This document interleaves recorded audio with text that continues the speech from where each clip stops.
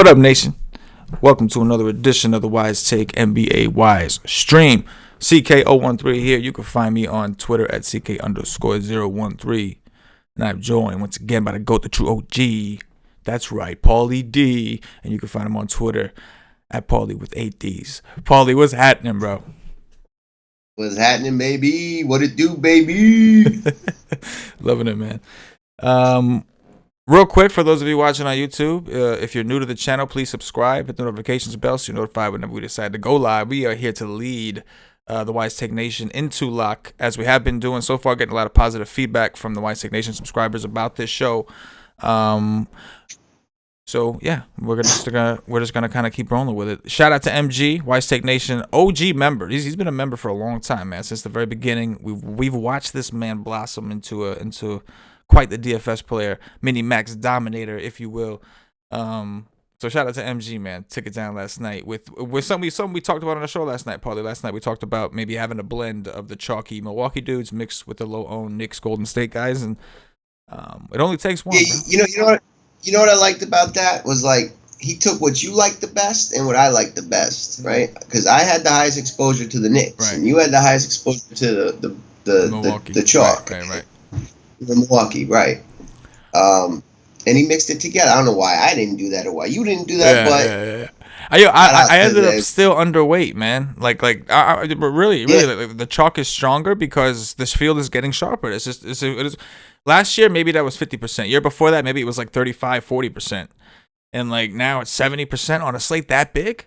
It is what it is, you know? It's just, I tried to go overweight, ended up like underweight. It was crazy. It was just, but exactly. Shout out to MG, man. Awesome job. And the nation is going to continue to stay hot.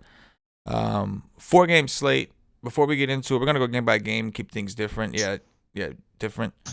So before we get into it, if you could all smash that like button, it would be greatly appreciated. The more likes we get, the more likely we are to continue to drop these dirty Y streams, leading you into lock neighbor dirtiers. Dirt stream.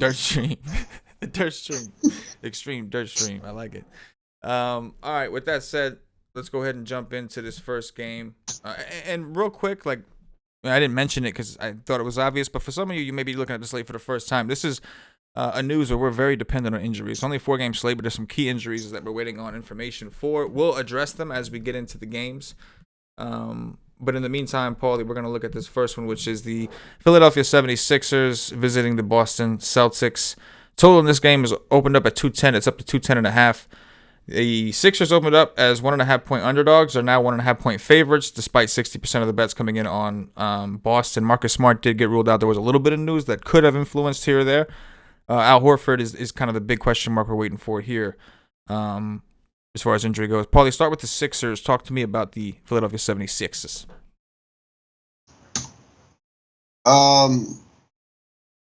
So obviously a lot hinges on Horford, but Joel Embiid's one of the top plays on the slate in terms of raw scoring. He's done really well against Boston historically, and they're already short one big man in Robert Williams, so he can definitely contend for highest raw scorer on the slate. After that, I think if Horford plays, they're all just kind of meh. Although I guess you could say that about this whole slate.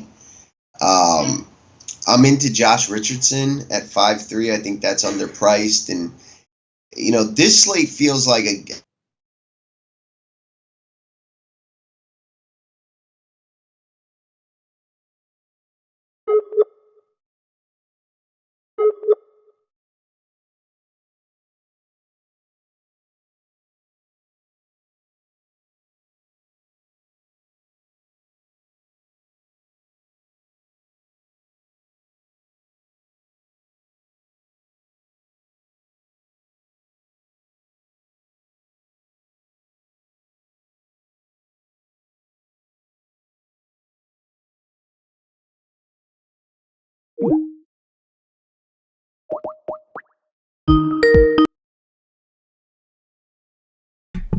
Oop.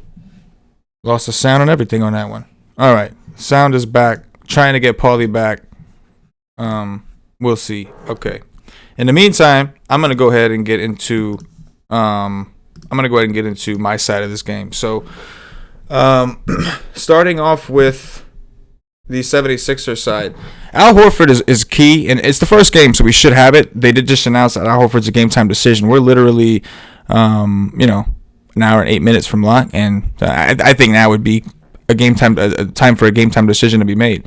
But that's just not the case at the moment. So if Al Horford plays, it annoys me that he's injured because he's the one I want. He hasn't been playing well lately, but from a pricing perspective, I think his price is pretty low, and I feel like I'm still going to get exposure to a big against Boston, which is really what the appeal of Embiid is big against Boston, a team that's just not very good against. Oh, 1 second, Nation. We are getting Paulie D back.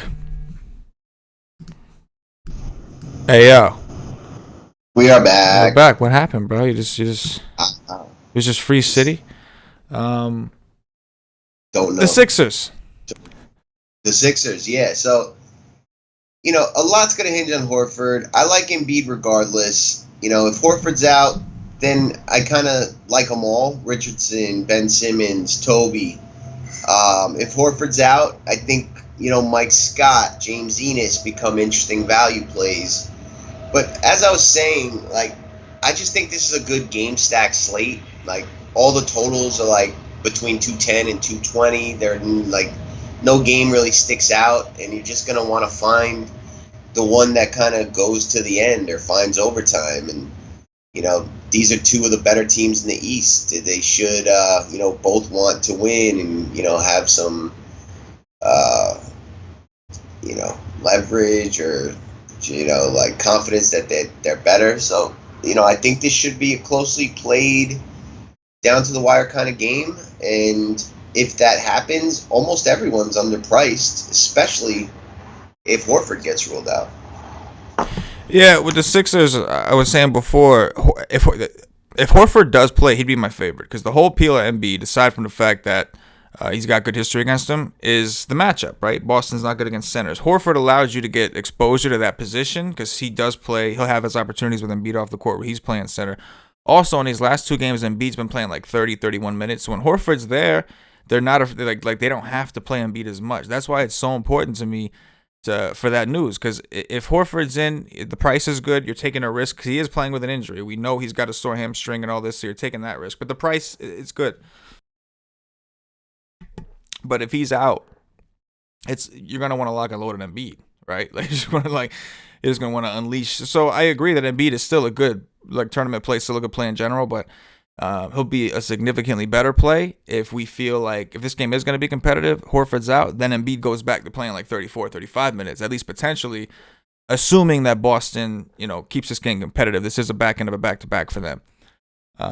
But yeah, I'm with you. If everything stands as is, I like, Embiid I like. I don't like a ton else.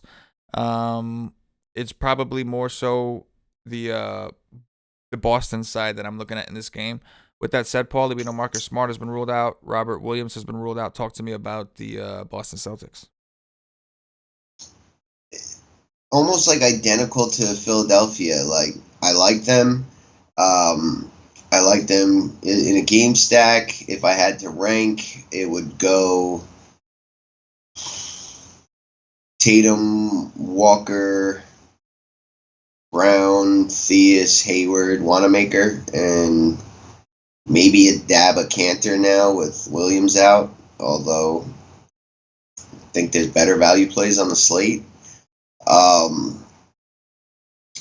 I probably don't have many one-offs from this game outside of stacks, besides some Wanamaker who's just too cheap, and Embiid.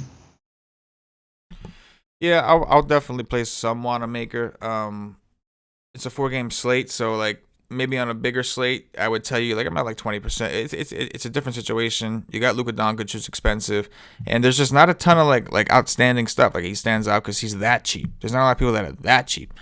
So I'll have some Wanamaker. I like Jaylen Brown. With J Rich back, I know it could be a little tricky. He's a good defender, but he's been somewhat limited. They said they're gonna take it easy with J Rich and kind of ease him in. So I do like Jaylen Brown's price. I think it's fair, and I think from a point per minute perspective, with Marcus Smart off the court, he's been among the highest along with Kemba in point per minute. Definitely getting a bump there. So I like Jaylen Brown. I'm good with Jason Tatum. I don't know how vested I want to get to the beginning of the game, but right now a lot of the Boston guys were from a projection standpoint are kind of popping out in a close game build. Guys like Jason Tatum and Brown are two of the guys that I'll have a good chunk of. Probably more so Brown, and then Wanamaker, like you said. I'll have a little Kemba too. He was super hyper efficient. I think that yesterday. I'll have a little bit. I'm not gonna go too crazy. I'm more interested in Brown. I'm more interested in Tatum. Any interest in? But you gotta have something. You can't not have Kemba today. Yes, right? yeah, because it's only a 4-game slate. There's literally not enough point guards to not, unless you're going like 80% of somebody, and it's like, and even if you do that with like a guy like Luka, who's on FanDuel, you got 2 point guards you got to fill in. On DraftKings, he's small forward eligible, so there's multiple places you can put him. So either way, yeah, just by default because you got to play. There's only limited options. But yeah, it's Brown, Tatum, Wanamaker are the three guys that I'll have a decent exposure to at least, especially Brown. And then after that, it's like maybe some fringe stuff, like you said, like the Cantors, Theasis, just a little bit, because they're gonna need those guys on the court, right? Between Embiid and Horford, even if Horford's out, they're gonna need those big dudes on the court. So from a minutes perspective, one of them should get a shot, or maybe they both get distributed. Doesn't mean they'll play well in those minutes. But at least it's an opportunity where they'll be there. Whereas in some situations, Boston likes to go small. They really can't do that with a guy like Embiid down there. So, at least for most. Where you at on Hayward? That's a good question. I think like he projected all right, but then I was like limiting him. I'm too afraid to like. This guy's walking on thin ice. Like he keeps getting like he comes back from an injury. So the first time he's on like a 25-minute limitation, plays a little more than that, does great. He's chalk. He's 3K. And then the next day, his price comes up and he gets smacked in the face, ends up playing around the same minutes. So you're not quite sure. Is he all the way back, like full minutes? And then he gets smacked in the face and leaves the game. Comes back, says, my nose ain't broken. I'm playing again. Like, I'm so scared, man. That guy's so fragile. I'm sorry to say it, man. He's a baller, but he's so fragile. So fragile. But I want to have some. It's a 4-game slate. There's no reason not to have any. Right? Yep. But he's not my favorite. I'll say that. I'd rather get Jaylen Brown, who's like a little more tough. Knock on wood. I just jinxed myself. Not Jaylen Brown is about to... Yep, I just did the dirty to myself. Right on, live on YouTube. Dirty's been done. Let's go to the next game. We've got the Cleveland Cavaliers visiting the San Antonio Spurs. Total in this game opened up at 219.5. Has dropped to 218.5. The Spurs opened up minus 11.5. It's still at 11.5. It's like, as far as the betting public, looks like it's kind of split. The Cavaliers played really tight with the Rockets last night. I think impressed a lot of people. We know that Kevin Love and Jordan Clarkson, some of these guys, like they're trying to trade and rebuild, and so they're giving these guys a little bit more minutes. We saw Clarkson in 2 games in a row has actually played decent minutes after barely playing really much at all most of the season. Meanwhile, the Spurs, working with a 5-day rest, they haven't played a game in like 5 days. DeJounte Murray in his last game was an overtime game, but he did play like 20, or he played like 32 minutes or something like that. And then afterwards, Pop made a comment about him not being limited anymore. Doesn't mean that he's been in the doghouse is what he's been in. So it worked out. Derek White happens to be playing worse. So he got an opportunity. So it doesn't mean that they like him anymore. It just means that, he's really good. And keep in mind that he's no longer supposedly on a minutes limit. So with that said, Paulie, any news here would pretty much be, I think, by like a surprise. Like if they say Kevin Love is out because... yada, yada, yada. Talk to me about the Cleveland side first. Like anything here. So, I got a question first, right? You mentioned they may be shopping Love and Clarkson. What about Larry Nance? Like, is he shoppable? Is he being shopped? Are they looking to keep him? Or is he just... no one's interested, he's not good? I haven't heard much about it. I mean, I would imagine that, like, in terms of priorities, like, Love is number one because he's got the most value, supposedly. And then probably Clarkson because, like, a team, like say Lou Will got hurt. Like Clarkson is that guy, right? Like, the good teams need guys like that. After that, a guy like Nance is kind of like, do I need a middle-of-the-road big? That would be, like, more injury to pick. Maybe, like, 1 or 2 teams may have a need. Like, oh, shit, we just lost such and such off the bench. You're right. You know what I'm saying? Okay. But... well, and the reason is, like, do we think a minute boost comes for him? But why wouldn't it came yesterday, right? So... good point. Yeah. All right. So, yeah, I think this game could be closer than the field thinks. I'm not like mega confident on it. I just want to have that game flow covered because, Cleveland kind of showed me something yesterday. Like, we saw it coming. We were on the love. We were on the Clarkson yesterday. We were on this like Cleveland could hang in there, and the Spurs just aren't that good. So I don't think they blow anybody out, especially a team that maybe has some like recent motivation, right? I do know the rest factor. San Antonio hasn't played in like 5 days, and then 3 days before that. So they played 2 games in 8 days, whereas Cleveland's on a back-to-back on the road. But sometimes motivation can overcome all that shit.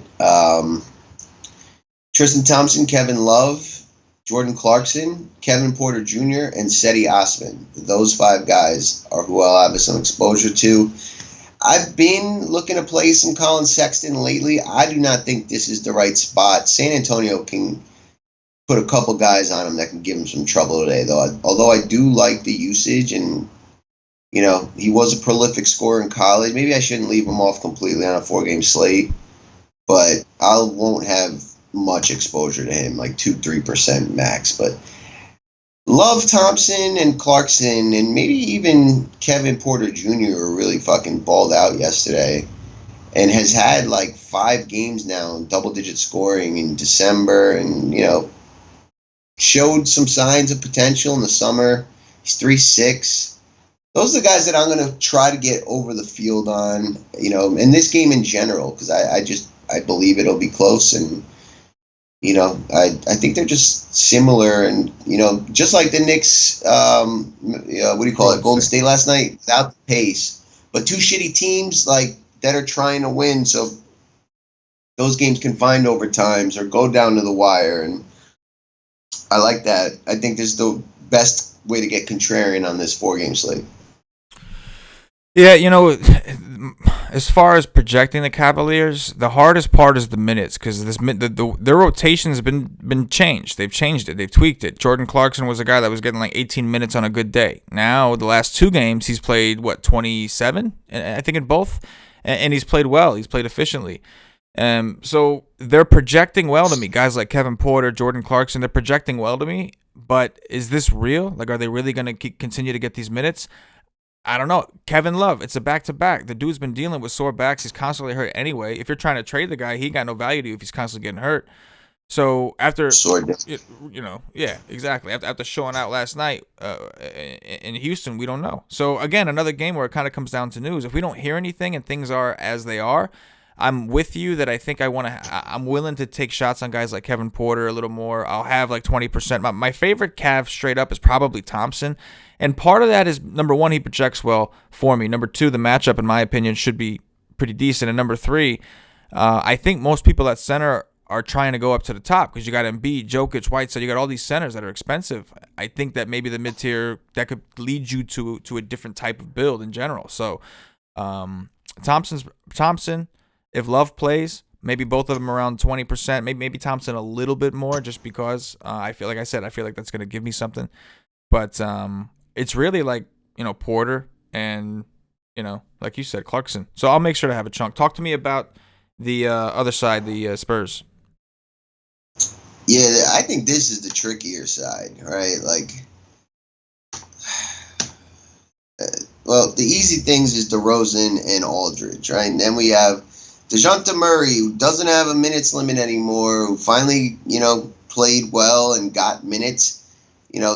Coincidence is like Derek White had like the worst game of his career the game prior, and I'll have a little bit of DeJounte Murray and a little bit of Derek White. I think Derek White will be like 2% owned, and he's a point guard against Cleveland on a slate where a value play like that could be the difference. I think he's kind of interesting. Bryn Forbes, Rudy Gay, Patty Mills, I'll have little bits of them. And then I'll have a little bit of Lonnie Walker 4 if this game blows out. So, not going to have Lonnie Walker with Kevin Love or Tristan Thompson, but I'll have Lonnie Walker with, what's his name, Clarkson, and the other dude who balled out yesterday, Porter Jr.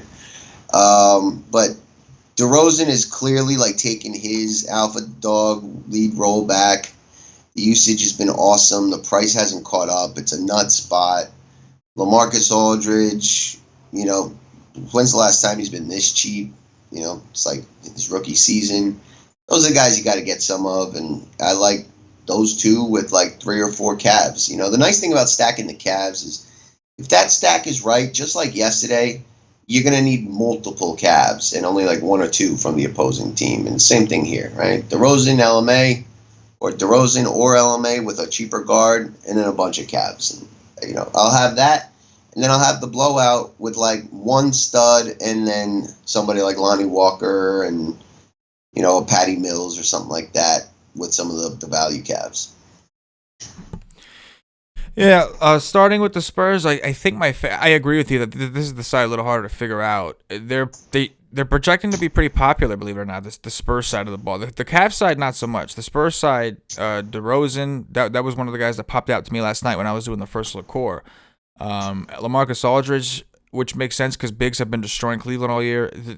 It makes sense, and I'm seeing ownerships projected like around somewhere in the 30s, which may not sound high on a 4-game slate, except right now it kind of seems fairly spread. And most places have the highest on player only projected for 40, so 30 is a substantial at that point. I'm gonna get some, right. I want some exposure to the Spurs side, especially if I'm willing to take the exposure to the Cleveland side. So 30s and 7s, I'll be doing that. DeJounte Murray's my favorite though, and the reason DeJounte Murray is my favorite is because if this guy does play 30, and he were to surprise us and just go for 50, this is a nut matchup. Like, this is Cleveland, who is back to sucking terribly against point guards. We know DeJounte Murray missed last season, obviously, but I think this is a situation where he could really excel, man. I think he could go for one of those 45 to 50 point fantasy point games. Oh, Al Horford just got ruled out, so upgrade to Joel Embiid. The rest of the Sixers too, but Joel Embiid also. Big needed to know that. You know what I'm saying? Love getting news. I love it. I just love it. But yeah, I'll grab some of those guys. But Murray's my favorite. I'm not gonna. Initially I was gonna core his ass up, but we don't know. He's still not starting. Just because that was the situation, because White's been playing like shit. We don't know that DeJounte Murray's all of a sudden out of the doghouse, because he was buried pretty far in that doghouse for a little while. DeJounte Murray, but I'll grab me some, because I think the ceiling and the upside is just massive at that price on both sides. 7s. Next game, we've got Luka Doncic and the Dallas Mavericks playing the Detroit Pistons. This game is in Mexico City. The total in this game opened up at 220.5. It dropped to 219. The Mavericks opened up as 5-point favorites. Looks like it's up to 6.5, 7 at some places. Paulie D, talk to me about Luka, Duka, and Porzingis and the Mavericks. Yeah, I wasn't really into this game that much. My first look, I'm always going to get exposure to Luka, especially in a 4-game slate. He's just one of the best players in the NBA. I do think, though, a balanced build wins the slate, and I don't see getting Luka into that build. Porzingis is fine, although I don't really love him when he's got to deal with some bigger, stronger guys, and both Blake and Drummond are that. But if Drummond gets ruled out, that'd be a pretty big increase to Kristaps for me. After that, I won't have anyone more than 5% on Dallas, except JJ Barea. I plan to get exposure to. With Delon Wright out, he played his most minutes of the year, 18 last game. Delon Wright's out. I think he'll play around 15 to 20, and he can do the dirt in small amounts of time. He's 3-1. He may allow you to kind of jam in an extra, stud or two, and nobody's going to be looking at JJ Barea. So, him, I'll probably play him at 10%. Call him JJ Bay, JJ Bay. JJ Bay. I think what are we talking about? Dallas, right? Yeah, Luca. I'll have a lot, right? No secret, he's got the highest ceiling on the slate. No reason not to have a good, healthy chunk of exposure to Luca.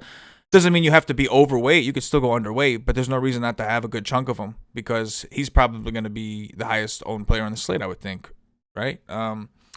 With that said, I do like him. I do, but I like Porzingis a little bit more. It's scary because it's similar to the Denzel Valentine situation. These other things, everything's there. Like Al Horford too. Like it's a matter of time before they hit that game. These guys are projecting well because their prices are low. Once again, Porzingis projects to be one of the best plays on the slate, and I think it's because his price is low relative to what his average is. So if maybe this isn't the game he erupts because it's Blake Griffin, but when he's this cheap, I have to get my chunk in. So I'll have a healthy dose of Porzingis, even if it pains me. With that said, I'm with you. There's not a ton of the rest of the Dallas guys that I'm into. I think Tim Hardaway Jr. I can grab a little bit of. He's been taking a shot, playing the minutes with what's his name out, and then the only other one is probably Dorian Finney-Smith, who's cheap. Yeah, forward against Right, Detroit. exactly. Like basically, we want guys that shoot the threes, right? You got Drummond and Blake down low. Assuming Drummond's playing. You got those guys down low. It's hard to score down there. It's a lot easier to just chuck the threes and take jump shots. So guys that can shoot. I do think Dwight Powell, unless he gets into foul trouble, will get a lot of minutes. Yeah, they're gonna and need like if Drummond gets ruled out, I'd bump him up around 10 to 12%. Yeah, I mean, if Drummond got ruled out, it would definitely change our opinion of the next guy we're about to talk about, Mr. Blake the Snake. Talk to me about Blake, Drummond, and the Pistons side. Yeah, I mean, I like Blake anyway. He's one of my favorite plays on the slate. I just think the price is ridiculous. This guy was 9K for the last like 3 years, and he just had like one of the worst games of his life. I expect him to kind of come out and do the dirt. Especially if Drummond's out, but I'd prefer Drummond to be in, to get high exposure. Blake, if Drummond's out, you just have to get high exposure. It's Chalk City. Derrick Rose, Luke Kennard, I do like, especially Kennard with the 3-pointer attempts that he does. But Langston Galloway at 3.7 is a value play that I have significant interest in on this slate. And then if Drummond were to get ruled out, then Markieff Morris and Christian Wood become really solid value plays as well. But, I kind of think there's a good chance Drummond doesn't play, because he got downgraded middle of the day today, and it's in Mexico. So maybe they didn't even send him over there. They just haven't, revealed that yet. Or, I don't know. But if he gets ruled out, Detroit has a lot of appeal. Yeah, they would have a ton of appeal. In the meantime, I do like Drummond. If Drummond does play, and a lot of the reporters seem to think he will, they're all talking about how they saw Drummond earlier in the arena and he had glasses on, and this explains why he was wearing glasses or whatever the case may be. He had sunglasses on, whatever. But a lot of them seem to think that Drummond is one of those dudes that just doesn't like to miss games. So if he gets ruled in, I'll want some exposure to him. Obviously, Embiid just jumped the charts over him with Horford being out, but because I think he'll play more minutes. But I still want some exposure to Drummond just because I think his ownership is going to be low in comparison to a lot of these centers. Blake, I think, is going to be the one that most people play, and I totally get it. It's a similar situation as Porzingis. It's just the guy's too cheap for what he normally does. If Drummond gets ruled out, similar to what we just said about Embiid, same situation for me for Blake. Like I'm cool with Blake. I'll like Blake a whole lot more if Drummond gets ruled out, and of course we'll have to look at some of the value like Thin Man and some of those other guys who are over there. If that's the situation, we will see. 30s and 7s. One other guy I like is Derrick Rose. I do like Derrick Rose, and I like him even more also if Drummond gets ruled out. Obviously, this game's already suspect, right? Like Dallas is they got two like awesome players. One of the best players in the league in Luka, and Detroit's not that good. They're just not that good. So there's that risk. If Drummond were to get ruled out, that risk gets a little more heightened. But while they're on the court, Blake and Rose, while they're on the court, the usage is going to be there. So that's something to keep an eye on, look forward to. I think Luke Kennard, another wing. We like to take wings also against Dallas. Dallas is not very good defensively. So, those guys are all fine. Detroit's fine. If you need this game to stay close, if you need these guys to hit their projections and hit value for you, you might need to work in some of these dudes. So we'll see. I'm hoping things get a little easier and maybe Drummond gets ruled out. But I got a weird feeling that he's going to play and just be low owned. With that said, for me today, next up, late night hammer action. The Portland Trailblazers visiting the Denver Nuggets. Total in this game opened up at 214 and is still at 214.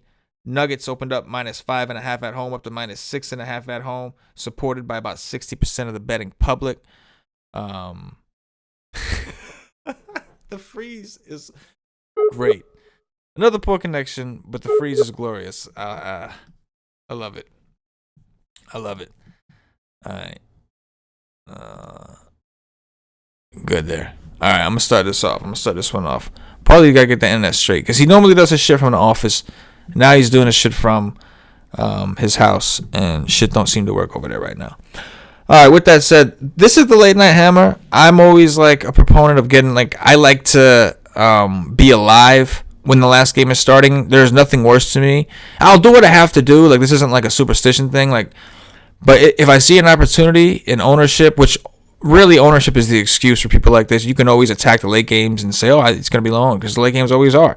People don't have all the news yet. We have news in this game, like Paul Millsap from Denver. There's a lot. So just to start, before I talk about the Portland side, I think that this game in general, like Paulie had mentioned the Cleveland San Antonio game, I kind of like this one as my GPP game that maybe, you know, stays a little closer. I've been saying that I don't know if Portland is as bad as the record indicates. They're definitely not as good as they were last year. They're definitely missing guys like Nurkic, who was a huge defensive presence for them. They had Aminu last year, who's a much better defender than a guy like Carmelo Anthony.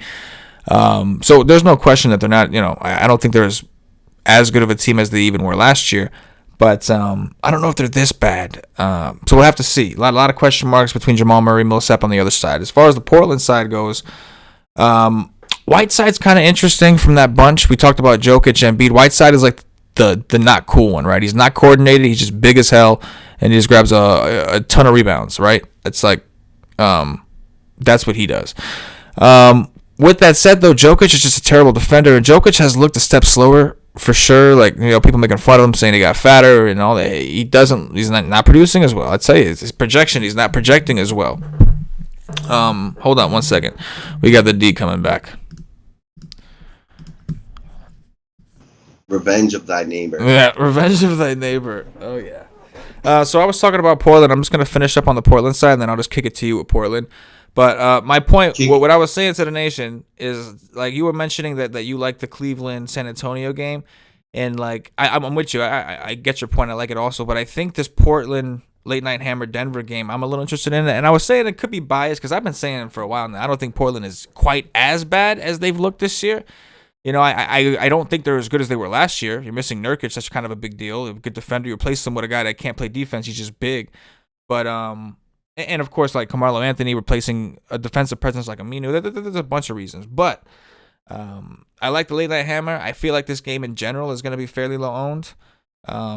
We had, especially because on the Denver side, because there's injuries up in the air. Like, if Murray and Millsap plays, this game gets real interesting. I mean, if those guys missed, this game gets real interesting. On the Portland side, Damian Lillard, McCollum I have the least interest in because I think Gary Harris is going to be on him. He's just a good defender, but I'll have a sprinkle at him because I just want this game in general. But it's mainly Dame, Whiteside, maybe a sprinkle of Melo, though I'll likely raise. You know, I'll probably raise it if Millsap's out. If Millsap's in, I'm a little afraid. You know, Melo, I don't know, not the most athletic dude.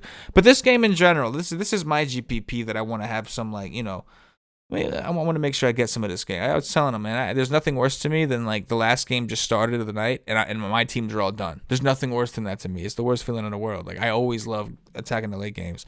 Talk to me on your thoughts on the Portland game. I do like this game. If Drummond plays, it'd be third. If Drummond's out, it'd be second.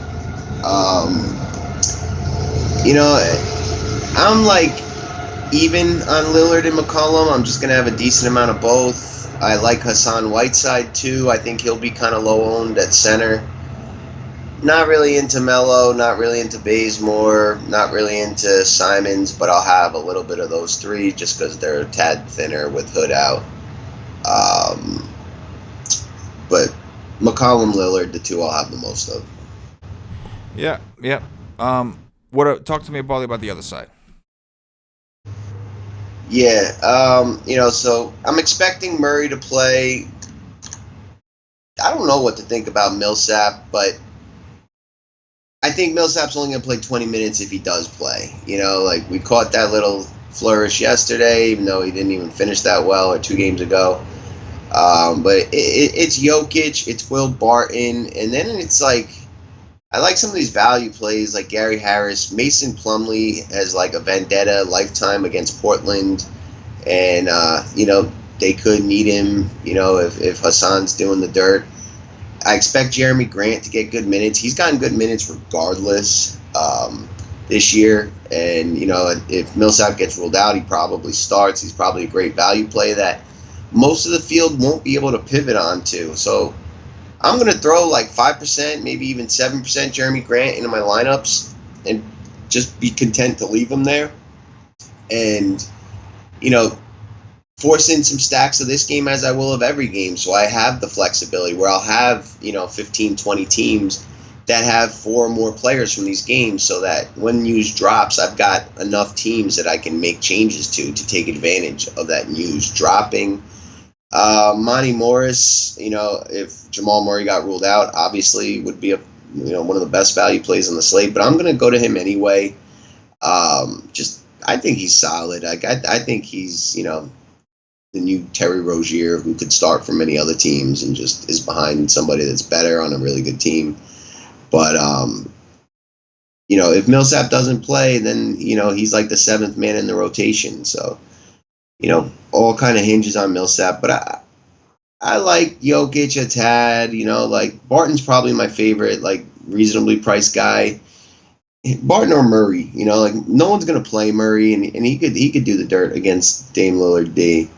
And then it's mostly the value guys, like Jokic will probably be my lowest owned of the expensive centers. Yeah, I can't disagree. As much as I want to play Jokic, I'll play him some. But normally, you gotta play some. Normally, it's like, I want centers against Whiteside all day. He sucks. It's just Jokic just ain't that aggressive. If Millsap is out, I will get more Jokic in. If Millsap gets ruled out, then I'll definitely play more Jokic. I think he'll be more active down low. Rebounds, he'll have to do a little bit more in terms of if they need to score closer to the basket. So, to me, I agree. Jokic is probably one of my least favorites right now of the expensive centers, but I will raise my exposure to him if Millsap is ruled out. FanDuel, you're chancing it. DraftKings, and his ownership just dropped. Now that Horford's out, Embiid's going to become a lot chalkier, so his ownership is dropping as we speak. If Millsap gets ruled out on DraftKings, you have the ability to late swap. If not, then on FanDuel, you kind of have to chance it. With that said, I do like Jamal Murray. I was one of the guys that was burned by Jamal Murray. I had some great teams the other day, and he just I had 20% Jamal Murray. He just ruined all of them, just ruined my life. But with that said, there's going to be a lot of people that don't want to play him because they don't know if he is playing. First of all, they don't know if he's playing hurt. In his last game, he got hurt bad enough where he couldn't come back. So I think people are reluctant, and I understand it. And like Paulie said, it's Dame defense. I don't give a damn. And he's at home. So Jamal Murray, that game was televised, and he was like not ruled out to come back. Like there was a chance he was going to come back in. Right, he just never did. It makes me think he definitely plays tonight. You know what I mean? No, I agree. So with that said, I do like Jamal Murray, and he's one of the guys I want to grab. Again, Millsap out. These guys all get a boost. I like Murray regardless. If Murray is out, Gary Harris, typically, like it's always been Gary Harris, and we saw it in the last game. Gary Harris always steps up. Other guys do too, of course, but Gary Harris I only want really if Murray's out. So it's Murray is the main guy for me. I'm cool with Barton. I think his price is inflated in that last game. I kind of like, okay, Josh Richardson will remain on a minutes limit for everyone wondering. Makes me like Embiid even more. Because, this one less dude is going to be in there. And it's probably, Simmons and Tobias, obviously, too. I'm going to end up getting way too much exposure to this game. And then it's going to fucking dud. Or somebody's going to blow somebody out. And then I'm going to be like, I just said I wanted all this exposure to these late games. What happened? But you know what? You got to do what you got to do. You know what I mean? This is how it is. It's how it is. But yeah, I want exposure to this game. I do. Like 20, 30%, 20% of everybody. That's not bad on a 4-game slate. It's not that hard. But, it ain't. I want some. All right. It ain't my fault. Did I do that? Let's see if there's any questions from the chat. Okay, we got some questions. We got some questions here. Yeah. We got a question here. No love for Mela Revenge night in Denver? No. I'm okay with it. You know, another guy I didn't mention who was kind of It interesting. just has nothing to do with the revenge. Oh, like, yeah, if you yeah, like yeah. him as a play, 100%. but I don't give a fuck about the You're revenge. 100% right. That's exactly how I was going to answer it. It's not because of the revenge. I'll have some Melo, sure. I just said I want exposure to his late game, but it's not really about the narrative. I mean, you know, I agree. And if Millsap plays, he's going to have kind of a tough matchup. Grant's not like a slouch either, but Grant is a guy that Melo can do his little jump shoot thing with. Millsap's a big body. You know what I mean? He's a big dude. But yeah, I'll have some Melo, but like Paulie said, it's not for the narrative. It's just because it's wanting to get exposure to that game. And he's a guy that's got decent usage and is taking a lot of shots. You know, one other guy I didn't mention is Bazemore's kind of interesting to me, right? Like in that last game when Hood got hurt, Bazemore played a ton of minutes, right? So everybody's projecting him for like 30 because that last game they blew out the Knicks and he played terribly, but he only played like 26. They blew the Knicks out. It was like a 40-point game. Like, so we don't know. Everybody's projecting him for 30. But what if he should be projecting for like 33, 34, 35 minutes? Then his projection goes up and he's not being owned as much as he probably should. So it's just interesting. We don't know that he's going to get those minutes. We don't know that Portland's going to keep it close. But his price went down, and he went from projecting at almost 6x everywhere because they were projecting him. Everybody was projecting him for those 35 minutes or whatever, to now him like not even barely breaking 5x because people are projecting him for exactly 30. So just food for thought. It's interesting. Just like make a conscious decision. Don't just blindly trust the projection. Look at the minutes and decide whether or not you agree with those minutes that he's projected for. 7. Malone said he's going to force Jokic touches to comment that shared. Interesting. I hope so. I mean, Don't believe anything Malone says. Yeah, Paulie. He's a fucking liar. But maybe, but like, maybe, sure. But maybe, But, though. like, he usually lies. Like, usually. And again, like, I'm going to make sure I'll have room. Like, I'm going to have some Jokic. I'll have room to increase it if we get Millsap's out. If Millsap's out, I could buy that. You don't have a choice, man. You know what I'm saying? Like, Jokic is, you know.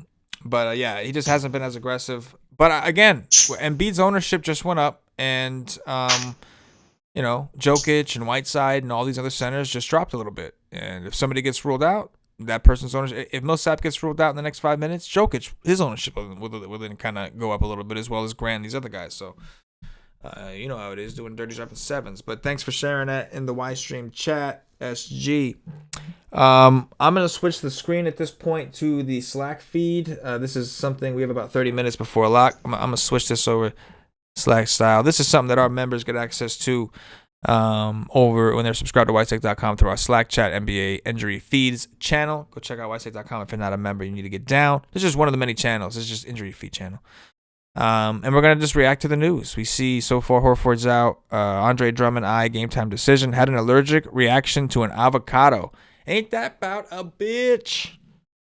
You know that? This motherfuckers in Mexico City fucking with some awesome avocados and had an allergic reaction to it. I'd like to hear the story on that. You can't tell me you didn't know you were allergic to avocado.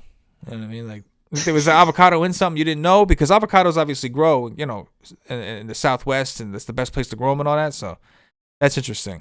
You know what I mean? That is interesting. Boom. Oh yeah, Jeff. YouTube chat is open. It's just, just missing out on the madness. Go over this. So let me get some funk out quick.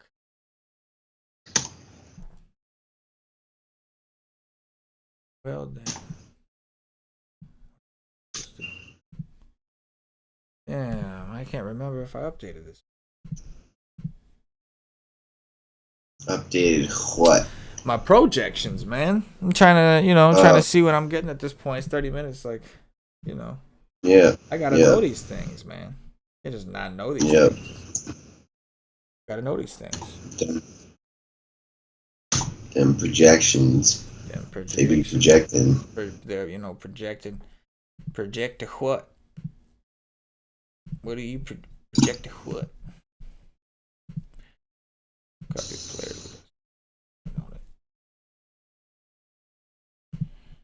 Again on it.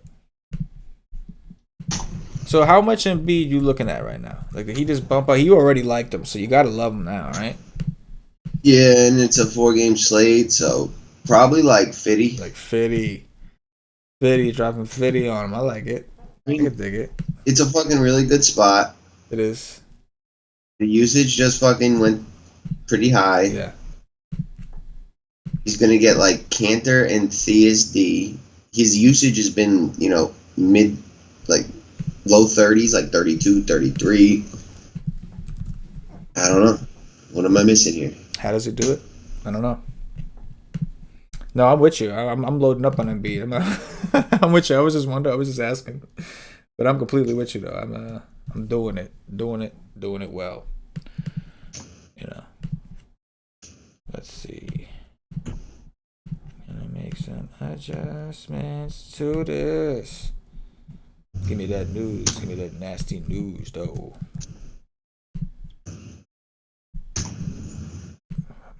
Shit. Oh, it ain't my fault. So what are you doing with that game in general? I'm stacking all the games with 5 and then 6, and then, right now I'm kind of ranking each position in terms of point per dollar, Right. and making sure I got the players in the pool that I want and the ones that I don't. Plays with the plays and the blizz plays. I get it. I get it, man. It all makes sense. I get it. I'm with it. How much Kemba you gonna play, man? Kemba Skywalker. In the 20s, 19, 20, 21. Yeah, like kind of thug life in him.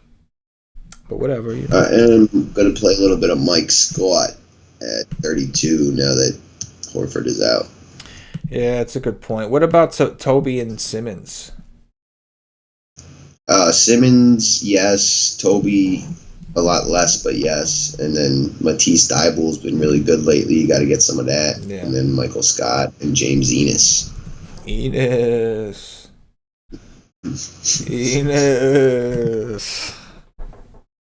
Imagine having that name growing up. Rough. You must be a tough motherfucker, man. You know what I'm saying? You must be a tough motherfucker.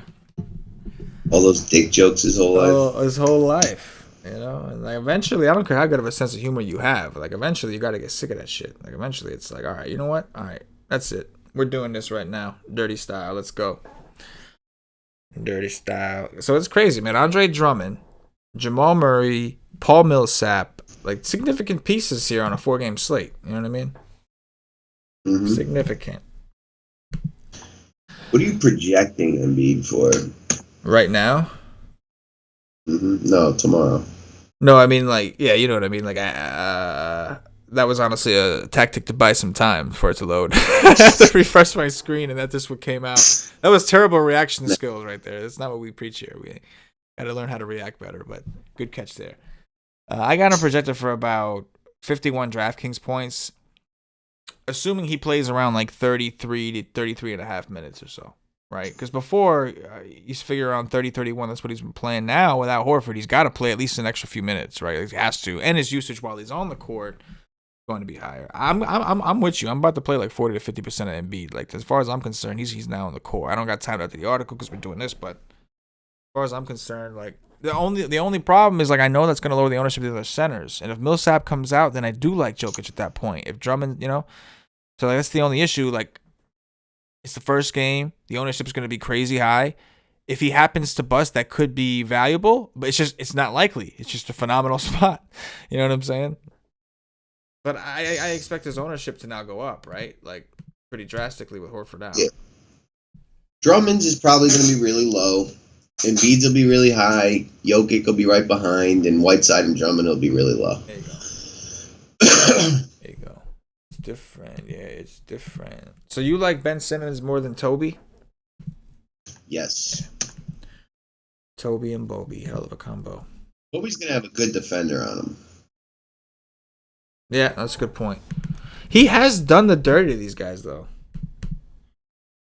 Earlier this year, he balled on somebody. I wonder if somebody was out, but he balled, man. 15 boards. Because that's the thing is, Boston's a shitty rebounding team, man. You know, they got no marbles. I mean, I'm not saying I like him more than Simmons either. I'm just like, I'm a little more torn between the two.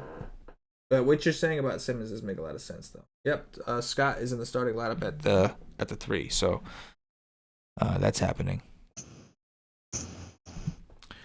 We've got Celtics will start Walker, Brown, Tatum, Hayward, Theus.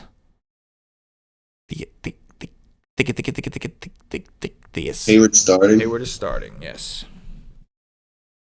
They're pretty thin. Like, Hayward, like before the injury was the guy there. Like,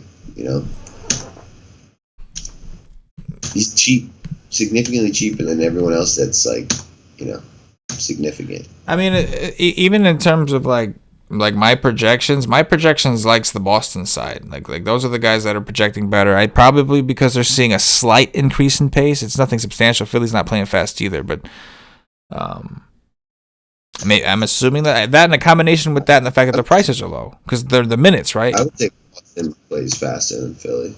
You think Boston plays faster than Philly? Yeah.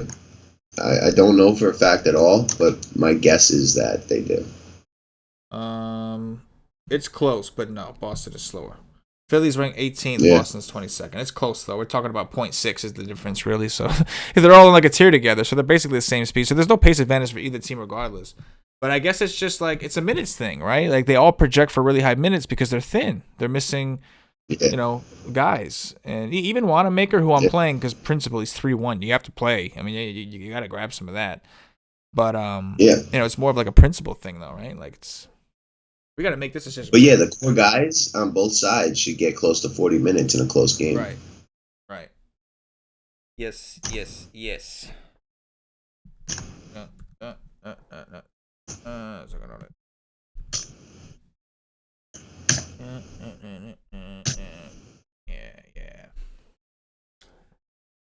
Boom.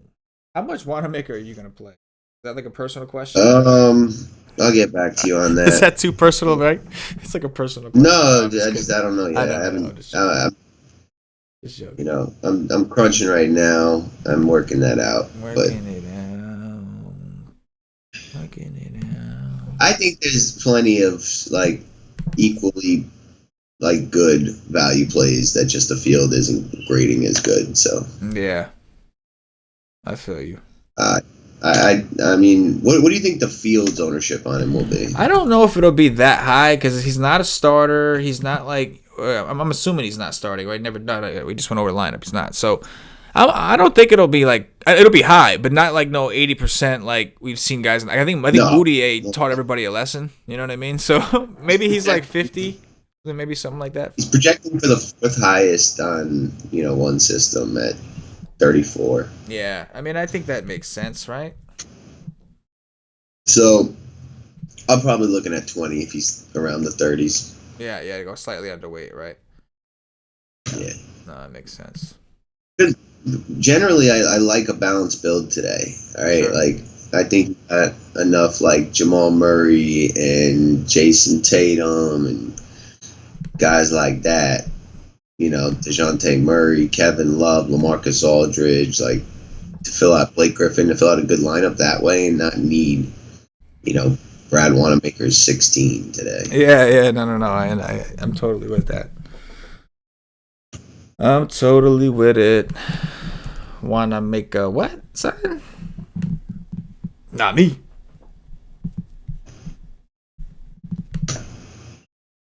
Mike Scott starting.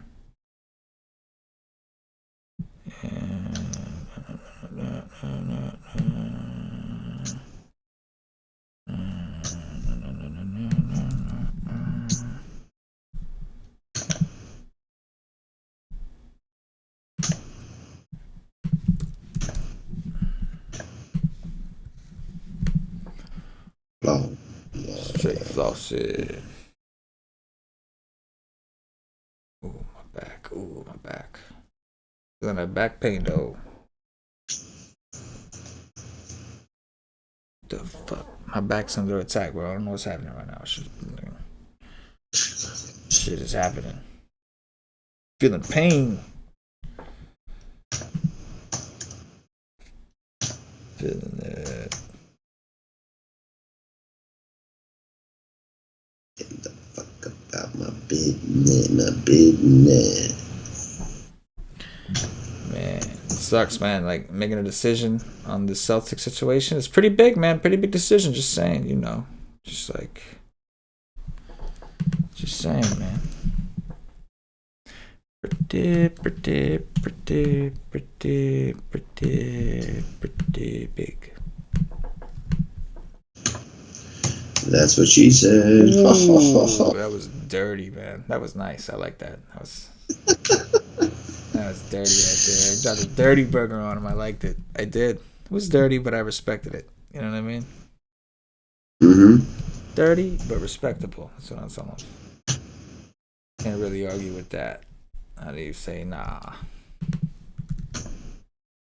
How do you do? How do you do? Trying to get exposure to these suckers. Get exposure to these suckers. Suckers try to run, but they can't run like this. What? Say what? Chicken butt. You know. My niece does it all the time, and I should be like, yo, guess what? I'm like, what? She goes, chicken butt. It's like, oh, what? She just got me, man. She got me, man. Hit me with the chicken butt. Oh, it's over. It's over. In an ideal world, we would have all the news, but, you know, we're going to have to go into lock without knowing some things. You know what I mean? We're in a cold world. We're in a cold world. Real cold world. Them boys cool me. I'm on fire. You know how it goes. So how much Tobias and Simmons, I'm assuming, are somewhere around 20 to 30 for you, while Embiid is probably more like 40 to 50 to you, I'm assuming. Yeah, Embiid is 50, Simmons is 35, Tobias is 25. Baller, shot caller. I get it. Yeah. Mother, night. Push your house, bro, getting paid. Night. Yeah. Man.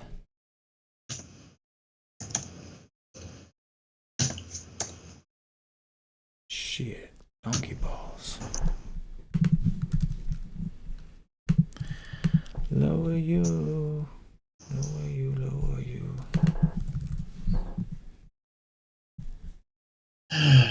Shoot.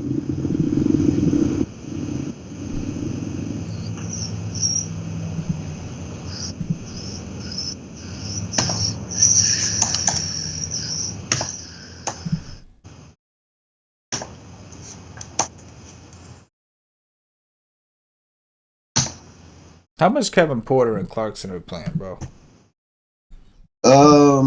Clarkson, I'm gonna get like 21%.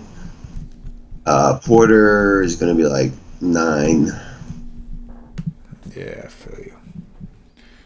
I don't know what to do with that rotation. Like, they're switching things up. They're trying stuff that's different and new, and it's like, it's frustrating. It's like, why? Like, don't they know people like the same old shit? You know what I mean? People don't like all that changing bullshit.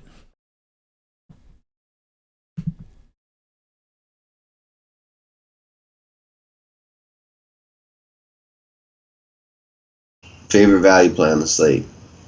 Oh, fuck you. Value play? Like, just straight up, it's Wanamaker, I guess, right? Like, because I'm like you, I like the balance build, so I'm not terribly interested in a lot of these value guys. You know, I'm just looking at the balance build, like, I think this is all I need. You know? But if I am going to go stars and scrubs, then I guess I'll include them. That's kind of where I'm at, you know? 30s and 7 life. Same difference. You wouldn't put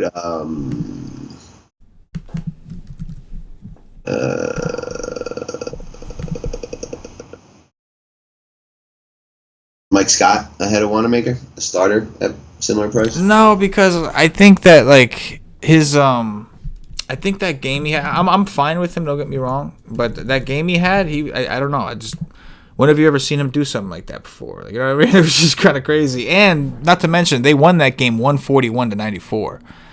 So that was just like a complete ridiculous, like, I mean, he shot 12 shots. What, you know, like, and he made 9 of them.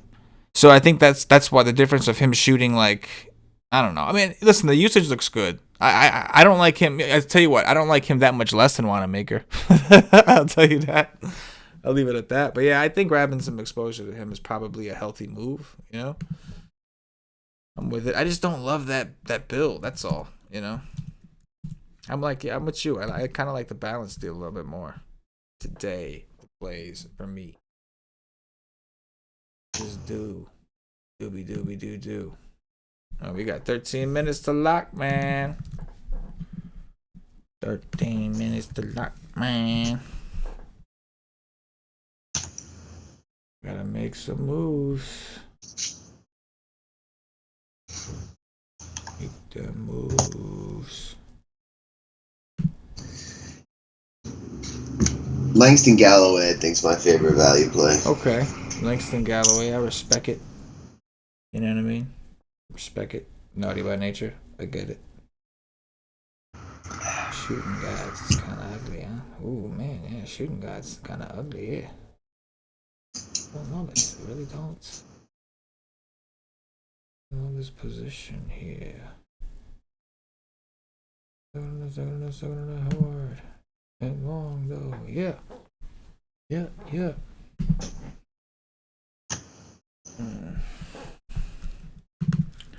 I think this should take care of that, though.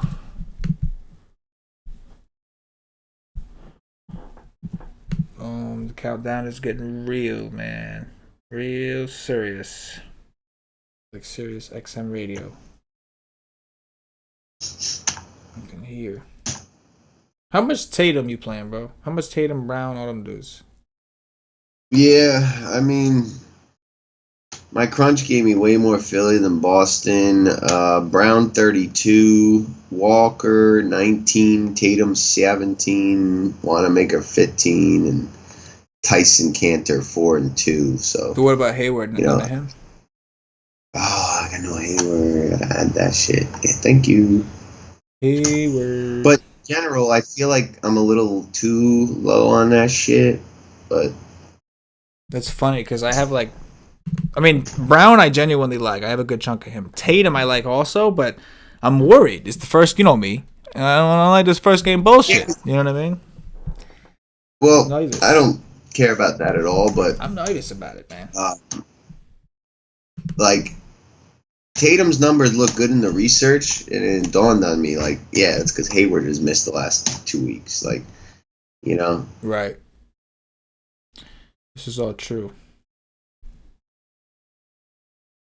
It's all true. Like, they lost Smart, but gained back Hayward. They're almost just like what they've been. Just, you know, Hayward's a little more aggressive. Right. I could dig it.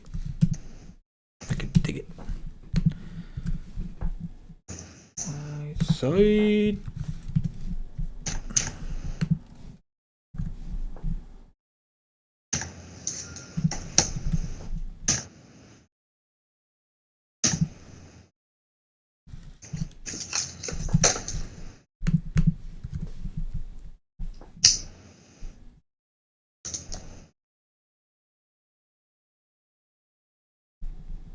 Playing any Yay Bay? Oh yeah. I got a little bit of him. I got a little bitty bit. You know. See what happens on the 7. Lifestyle changes. You know.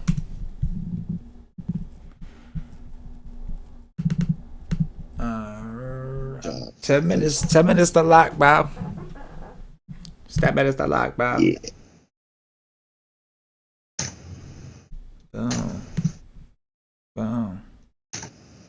Boom, Jeff Podol, yeah. Podol be like, you know, he be getting done dirty on him, you know.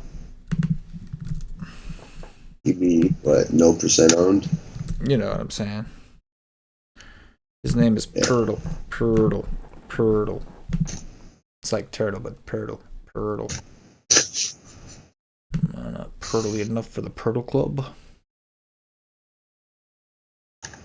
Motherfuckers always trying to give me this asshole in here. I don't want him, bro. Get it to your skull, man. Damn. 9 minutes and I'm fucking wasting time with these mother suckers.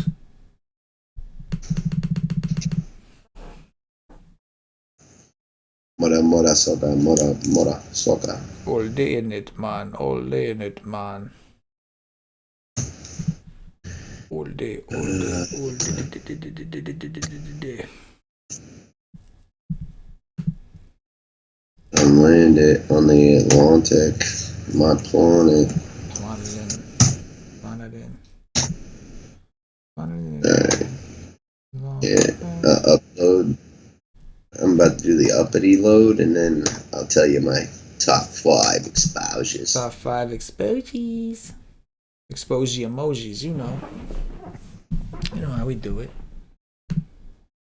You laughed yesterday when Julius Randle and Marcus Morris were my top 3. Yeah. You laughed. I also laughed when you were going underweight on Milwaukee. Yeah, that game should have been blown out in the second quarter. It's over. It is true. They played Middleton and Bledsoe very little in the first half. Like, Bledsoe had like 12 minutes in the first half total.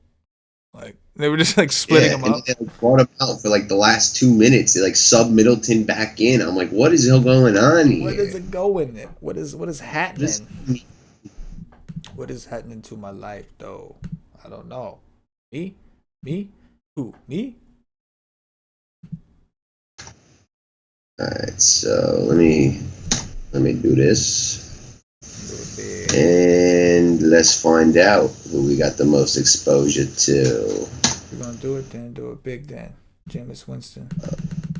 Blake Griffin 44, Joel Embiid 42, Jamal Murray, Ben Simmons, and Luka D are my top 5 of things. Get that Luka D on him. What's your top 5? I haven't finished yet, man. You always assume everybody moving at your pace, man. You know what I'm saying? Some of us take a little time, you know what I mean? Some of us just take a little time sometimes, man.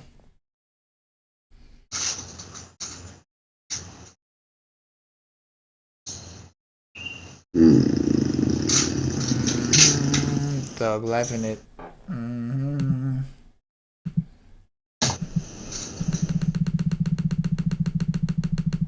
Okay. Toby. How are you, in order of your ownership, rank the 4 big centers? Right now, Embiid. Right now, it turned out to be Embiid, Jokic, Whiteside. Even though I kind of liked Drummond more, I guess that's just how it worked out because of Embiid's price and how much I have of him. I got a healthy exposure to him, so I guess it made Thug Life a little more difficult. You know what I mean? Yeah. A couple questions in the Slacky, not the Slack, but the YouTube chat. What you got, son? Just one. What about Morris at 3.2K for value? Yeah, sure. Even with Drum Dog playing, and like he becomes one of the best value plays on the slate if Drum Dog is out. And Diego Rodriguez says, fuck fading Luka D on a 4-game slate. He'll be low on 2. I disagree with the low on part, and you should definitely not be fading Luka D ever. Luka D, got him. Luka Dziak. Luka Donkey. Luka darn it. You know, I can keep going all day. Let's go. Let's go.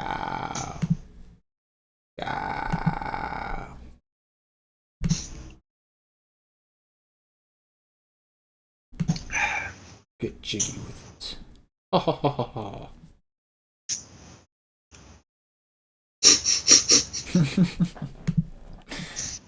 You like that shit, bro? Yeah, you do.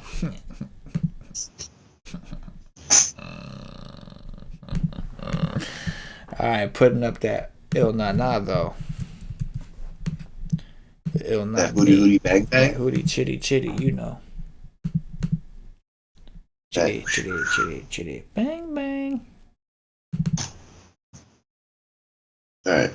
Ask me a constructive question. How much, like what? I don't know. Something that'll help the listeners. All right, so let's think about. See, it's interesting because right now everybody's reaction is to jump on Philly Boston because there's injuries here, but it's the first game and we have other games where there could be substantial injuries later. So like my biggest debate is, do I want to leave room and take a chance? Because like say I wait and then Millsap does play, Murray does play, everybody plays, and so I waited for nothing and I missed out on the more optimal spot in front of me, you know. But say I get too high on this game and it passes me by, and then like even if Paul Millsap got ruled out, I already like that late game, so that would be the game I would want to take a heavier stance on at that point. So like. That's my, or same thing with Drummond. If Drummond gets ruled out, shit, now I'm going to load up on Blake. But you know what? I got XYZ% of this guy already, and that takes up a position. You know what I mean? Yeah, XYZ%. I built in a little bit of Jeremy Grant and Plum Dog Millionaire, in case. That was really what I tried to do, is just make sure I have, like, I didn't want to get too vested. So my favorite guys, I went ahead and did the dirty, neighborly style, of course. Still being a gentleman. You're not going to do that shit, Yeah. Rough night for MG's neighbor last night. Oh yeah, MG's neighbor got it bad, man. Got it real bad. Shout out to MG for doing the dirt. Like, he's going bonkers in the WiseStream chat. Is he really? Too, is he? He's got 34% Theus. Interesting. 32% Porter. Love that stand. Zingis makes DeRozan. DeRozan's probably the guy I should have more of that I don't, because he's in just like a super nutted spot. How much do you got of him? It's a good question. Let's see. 6.5%. That needs to be upped. Up it. Uppity. Up it. I got 2 minutes to up it. Go under it. It's on. Let's go. Get it. Get him. You know what I'm saying? It's like riding the horse right there. You know what I'm saying? It's riding a horse with a guy who doesn't ride horses. That's what that was. Getting all kinds of excited. I'm pretty spread out for a 4-game slate. I'm not going to lie. It's weird. Yeah. But they're all just like the same game, Yeah. They're standing out. But like nothing is like plotting, Yeah, everything's just standing on the corner. It's just all standing right there. My girl just goes plotting. Plotting all day, son. Yeah. Earth style. No. Earth style, son. I got a lot of exposures. If you add up the exposure between Tobias Harris, Ben Simmons, Joel Embiid, Jason Tatum, Jaylen Brown, Hayward, and all these guys, I have a lot of exposure to this early game. I bet if you do that for every game, you have that except the Spurs. Dirty style. Well, it was trying to, my projections were trying to give me a lot of the Cleveland side. It, obviously, because the minutes, last night these guys all played more minutes than usual, which, but it was actually trying, I had to lower some of them guys. It was really trying to get me to do it. And watch, those guys are going to do the dirty, and I'm going to be like, always trust thy projections, Trust thy projections. But the Kevin Love, Chris, like I said, some shit could pop off that we don't even know about,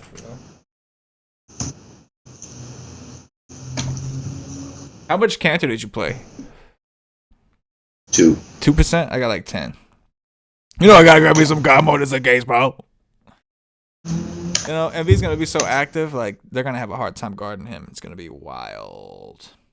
And it's lock. Pop, lock it, drop it. That's gonna do it, Nation. So I had 47 teams I was uploading, right? I have 77 total, but I was only adjusting 47. 30 of the 47 got in, and then it locked, and it shut down the last 17. Oh, you got played. That seriously sucks. That's pretty sick. I didn't know it would give you a partial. Yeah. It literally goes up until like the time limit runs. So I've done that before. So it's interesting. You'll see what mix you get. It's gonna be wild. Yeah. But all right, Nation, we're gonna get out of here. Hit the like button. Appreciate y'all. Tomorrow the show will not be on YouTube. It will be we're leading into lock, but WiseTake Nation subscribers only. So make sure if you want the show, at least get a day pass. But you should probably just sign up at WiseTake.com, get the dirty done. We staying hot. For Paulie D, for myself, the entire WiseTake Nation. As always, good luck.